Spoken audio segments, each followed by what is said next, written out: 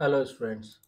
आज हम शुरू कर रहे हैं एक नया chapter that is the that is known as error analysis. तो देखिए, एरर एनालिसिस में हम क्या करते हैं कि जैसे अभी हम लोगों ने डिफरेंट ऑर्डर के कंट्रोल सिस्टम के बारे में ऑलरेडी पढ़ चुके हैं हम लोग। तो एरर एनालिसिस में हम उसमें जब भी कोई कंट्रोल सिस्टम काम करता है तो डिफरेंट इनपुट्स के लिए जो उसमें डिफरेंट एरर आती हैं, वो डिफरेंट टाइप की एरर को हम इसके अंदर एनालाइज करेंगे। और depending upon that we can also classify the control system. तो एरर एनालिसिस चैप्टर में हम लोग डिफरेंट तरह की एरर, जैसे स्टेडी स्टेट एरर है तो उसके एरर कोफिशिएंट्स क्या क्या होते हैं, इन सारी चीज़ों के बारे में हम डिस्कस करेंगे।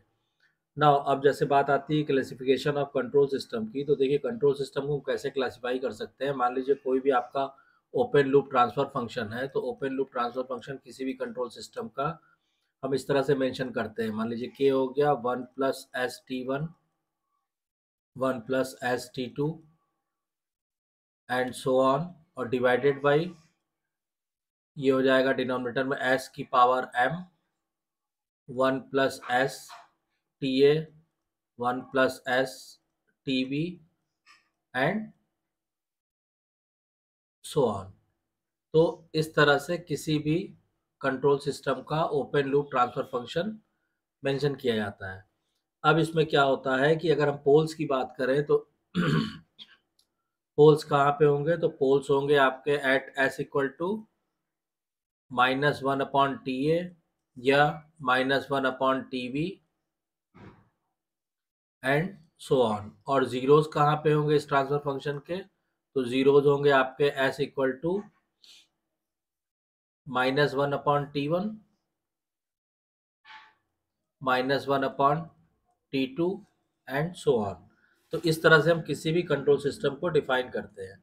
अब इसमें क्या होता है कि the equation having a term s की power m in denominator, m is the number of poles at origin. तो यहाँ पे ये जो m है, अगर डिनोमिनेटर में कोई भी टर्म s की पावर m इस तरह है, तो यानी m का मतलब क्या हुआ कि m नंबर ऑफ पोल्स कहाँ पे सिचुएटेड है, ओरिजिन पे। ठीक है। अब इसके बाद क्या होगा कि a system having no pole at origin of the S plane is said to be type zero system. यानी कि कोई भी पोल ओरिजिन पे नहीं होगा, यानी m इक्वल टू जीरो। यहाँ पे आप लिख सकते हैं नो पोल एट ओरिजिन। तो इस तरह के सिस्टम को क्या बोलते हैं, type zero system. This is called type zero system. जब कोई भी पोल ओरिजिन पे नहीं होगा तो टाइप जीरो सिस्टम। जब m इक्वल टू वन होगा, यानी वन पोल एट ओरिजिन, तो इसको हम बोलते हैं टाइप वन सिस्टम। ठीक है। और इसी तरह मान लीजिए m इक्वल टू टू हुआ, यानी कि दो पोल ओरिजिन पे हैं, तो इस तरह के सिस्टम को बोलते हैं type two system and so on. तो इस तरह से depending upon the number of pole a system is having at the origin, आप उसके टाइप को इजीली डिफाइन कर सकते हैं।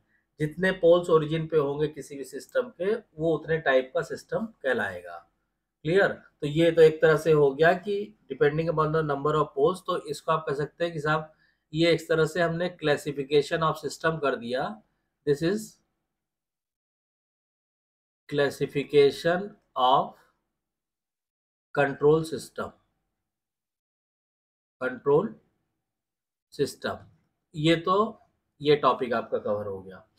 अब उसके बाद बात आती है नेक्स्ट टॉपिक की, हम लोग बात करें कि स्टेडी स्टेट एरर क्या होता है।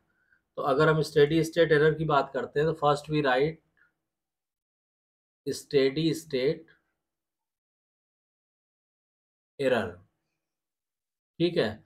अब इसमें क्या होगा कि the steady state error is the difference between the input and output of the system during steady state. For accuracy the steady state error should be minimum.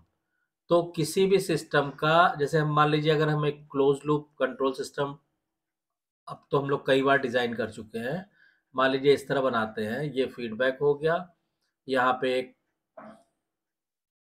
Summing amplifier लगा दिया, ये इनपुट हो गया RS, ये positive ये negative, और ये feedback signal input हो गया।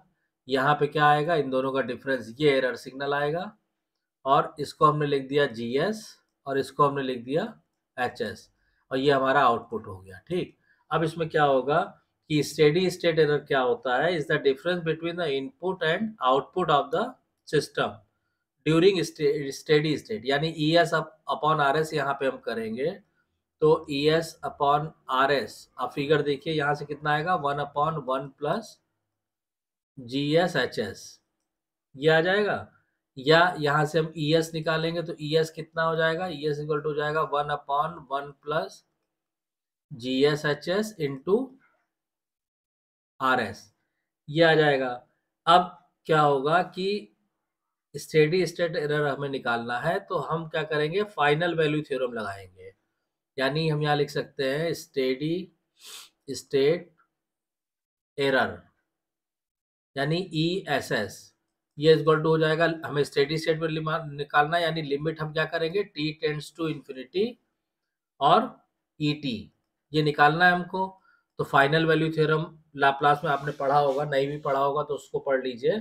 तो फाइनल वैल्यू थ्योरम आप लगाएंगे तो इसको फ्रीक्वेंसी डोमेन में हम ये लिख सकते हैं, that will be becomes limit s tends to 0 s of ES, इससे हम स्टेडी स्टेट एरर कैलकुलेट कर सकते हैं। या ESS इक्वल टू कितना हो जाएगा, limit s tends to 0 s into RS upon 1 plus GS/HS, ये आ जाएगा। अब अगर हम ये कहें कि साहब अगर हमारा फीडबैक सिस्टम यूनिटी है, फॉर यूनिटी फीडबैक सिस्टम, तो यूनिटी फीडबैक के लिए HS की वैल्यू कितनी होती है, 1। ठीक है, तो ESS इक्वल टू आ जाएगा हमारा limit s tends to 0 s into RS upon 1 plus GS, तो ये स्टेडी स्टेट एरर की एक्सप्रेशन आ जाएगी। ठीक है, और देखिए इस एक्सप्रेशन से एक चीज क्लियर है कि it is clear that the steady state error depends on the input and open loop transfer function. तो देखिए स्टेडी स्टेट एरर जो है, आप इस एक्सप्रेशन में देखिए तो आपको दिख रहा है कि स्टेडी स्टेट एरर किस पे डिपेंड करता है, इनपुट पे, ये RS पे, और जो open loop transfer function GS है उस पे। तो ये हमारी फाइनल एक्सप्रेशन आ जाएगी स्टेडी स्टेट एरर निकालने के लिए किसी भी कंट्रोल सिस्टम का। ठीक है, अब इसमें बात ये आती है कि स्टैटिक एरर कोफिशिएंट्स। तो देखिए स्टैटिक एरर कोफिशिएंट जो होते हैं वो जनरली 3 तरह के होते हैं। First we write static error coefficient, static error coefficients. ठीक है, अब इसमें पहला क्या है, static position error constant. First क्या है, static, that is called position error constant, position error constant, इस या कांस्टेंट कह लीजिए, या इसी को कोफिशिएंट भी बोलते हैं, कोफिशिएंट, और इसको हम रिप्रेजेंट करते हैं KP से, पोजिशनल एरर कांस्टेंट KP। तो अगर आपको KP निकालना है तो आप क्या करेंगे, हमें मालूम है कि अभी हम लोगों ने ESS का फॉर्मूला पढ़ा था कि ESS इक्वल टू क्या होता है, ESS इक्वल टू होता है limit s tends to 0 RS upon 1 plus GS/HS और साथ में ये S इंटू में। ठीक, अब यूनिट स्टेप इनपुट के लिए तो हम यहाँ पे लिखेंगे for unit step input RS की वैल्यू कितनी हो जाएगी, 1/S हो जाएगी, इट विल बिकम 1/S। तो इसको रख के जब आप लिमिट रखेंगे, ठीक है, या एक तरह से आपने कहा ESS इक्वल टू क्या हो गया, limit s tends to 0 s into RS की जगह हो गया 1/S into 1 upon 1 plus GS/HS, ये आ गया, ये कैंसिल हो जाएगा इससे। तो एक तरह से ये आपका ESS इक्वल टू हो गया 1 upon limit S tends to 0 1 plus GS/HS, या इसको आप ऐसे भी लिख सकते हैं 1 अपॉन 1 प्लस, यहाँ लिमिट हो गया S टेंड्स टू 0 GS/HS। अब ये जो होता है इसको बोलते हैं स्टैटिक पोजीशन एरर कांस्टेंट, यानी आप इसको लिखिए ESS इक्वल टू हो गया 1 upon 1 plus KP, where KP is known as static position error constant, position error constant, ये हो गया, and that is equal to limit S tends to 0 GS/HS। तो इस तरह से हम पोजीशन एरर कोफिशिएंट का डेरिवेशन कर सकते हैं, या किसी भी कंट्रोल सिस्टम के लिए हम स्टैटिक पोजीशन एरर कांस्टेंट को कैलकुलेट कर सकते हैं। अब इसी के साथ साथ दो और एरर कांस्टेंट होते हैं, ठीक है। एक है आपका स्टैटिक वेलोसिटी एरर कांस्टेंट और दूसरा है स्टैटिक एक्सेलरेशन एरर कांस्टेंट।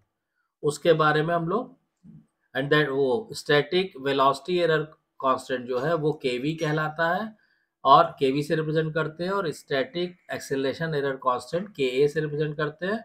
इसका डेरिवेशन और इसके बारे में हम लोग नेक्स्ट वीडियो लेक्चर में बात करेंगे। तो आई होप कि आपको ये क्लियर हो गया होगा। और कोई डाउट्स या कंफ्यूजन है तो कमेंट लाइन में कमेंट करके पूछिए, और अगर वीडियो कंटेंट पसंद आ रहा है तो प्लीज़ वीडियो को शेयर कीजिए, लाइक कीजिए, चैनल को सब्सक्राइब जरूर कीजिए और नोटिफिकेशन बेल को ऑन कर दीजिए ताकि नेक्स्ट वीडियो की इन्फॉर्मेशन आपको टाइम से मिल सके। Thank you.